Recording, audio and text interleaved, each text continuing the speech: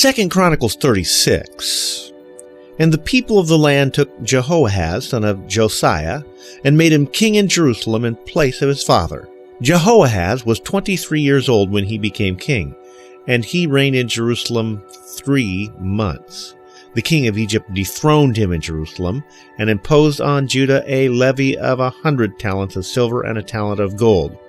The king of Egypt made Eliakim, a brother of Jehoahaz, king over Judah and Jerusalem, and changed Eliakim's name to Jehoiakim.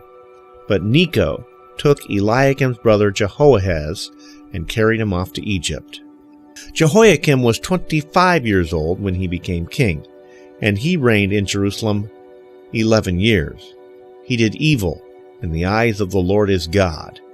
Nebuchadnezzar, king of Babylon, attacked him and bound him with bronze shackles to take him to Babylon. Nebuchadnezzar also took to Babylon articles from the temple of the Lord and put them in his temple there. The other events of Jehoiakim's reign, the detestable things he did, and all that was found against him, are written in the book of the kings of Israel and Judah. And Jehoiakim, his son, succeeded him as king. Jehoiakim was 18 years old when he became king, and he reigned in Jerusalem 3 months and 10 days. He did evil in the eyes of the Lord. In the spring, King Nebuchadnezzar sent for him and brought him to Babylon, together with articles of value from the temple of the Lord, and he made Jehoiakim's uncle, Zedekiah, king over Judah and Jerusalem. Zedekiah was 21 years old when he became king, and he reigned in Jerusalem 11 years. He did evil in the eyes of the Lord his God, and did not humble himself before Jeremiah the prophet, who spoke the word of the Lord. He also rebelled against King Nebuchadnezzar, who had made him take an oath in God's name. He became stiff-necked and hardened his heart, and would not turn to the Lord, the God of Israel.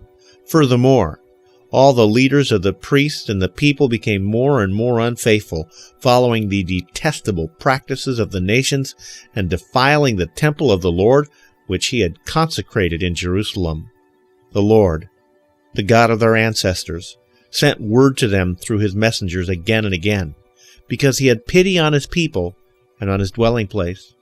But they mocked God's messengers, despised his words, and scoffed at his prophets, until the wrath of the Lord was aroused against his people, and there was no remedy.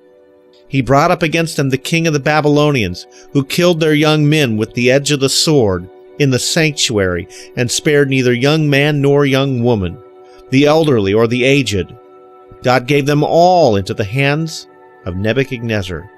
He carried to Babylon all the articles from the temple of God, both large and small, and the treasures of the Lord's temple, and the treasures of the king and his officials. They set fire to God's temple and broke down the wall of Jerusalem. They burned all the palaces and destroyed everything of value there. He carried into exile to Babylon the remnant who escaped from the sword, and they became servants to him and his successors until the kingdom of Persia came to power.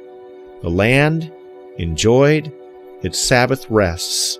All the time of its desolation it rested, until the 70 years were completed in fulfillment of the word of the Lord spoken by Jeremiah.